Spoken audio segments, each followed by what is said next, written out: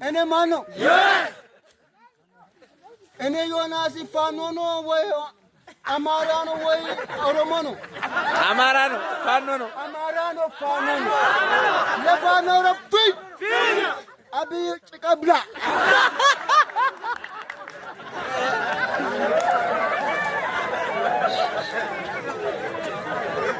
አብይ ጭቀብላ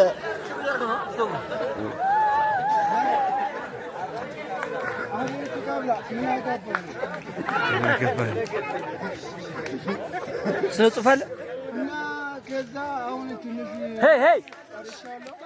ሄይ የአማራ ሕዝብ ሁላችሁ አዳምጣችሁ በእናት ገበሬ ማለት ምስኪን ነው።